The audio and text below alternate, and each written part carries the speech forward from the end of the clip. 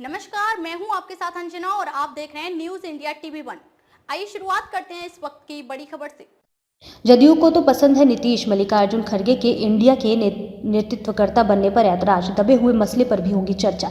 जदयू की राष्ट्रीय कार्यकारिणी में पार्टी के दिग्गजों की मौजूदगी में एक बात नसीहत पर भी हुई थी, जो ललन सिंह के इस्तीफे और नीतीश कुमार के राष्ट्रीय अध्यक्ष बनने के बीच दब गई थी। पर अब यह दबा हुआ मसला राजनीतिक गलियारे में चर्चा का विषय बना है। आने वाले समय के लिए यह एक बड़े संकेत की बात भी कर रहा है। जदयू की तरफ से इस बात को आगे किया गया कि INDIA में जिम्मेदारी उस नेता को दी जाएगी जो अनुभव और कार्य क्षमता रखते हो। इस बिंदु पर कांग्रेस का नाम लिए बगैर यह कहा गया कि बड़े दिल को उदार बनने की आवश्यकता है, अनायास ही यह नहीं है, इसके निहितार्थ साफ साफ है।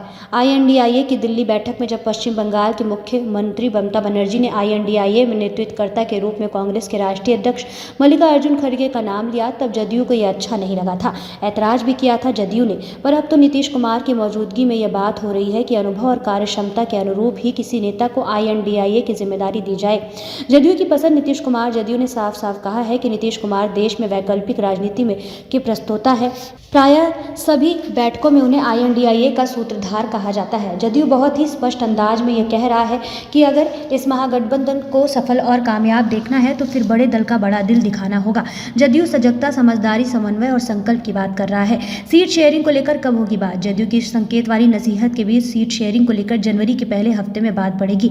बिहार में तो पुराने आंकड़े आधार पर सब कुछ तय माना जा रहा है। जदयू के अंदर खाने में यह पहले से ही चर्चा में है, उनके दल को कौन कौन सी सीटें मिलनी है। बगैर किसी चर्चा के सीतामढ़ी सीट के लिए जदयू ने अपने प्रत्याशी के नाम का भी ऐलान कर दिया है। कुछ ही अन्य सीटों पर नाम की चर्चा शुरू है जो तयशुदा अंदाज में है। पर इसके अतिरिक्त जदयू कुछ अन्य राज्यों में भी अपने प्रत्याशी उतारने की तैयारी में है। उत्तर पूर्व के राज्यों के अतिरिक्त झारखंड, यूपी, हरियाणा और कर्नाटक में जदयू अपनी उपस्थिति दर्ज कराना चाहता है। इस संदर्भ में भी बड़े दल के उदार बनने का आशय सहजता में समझा जा सकता है।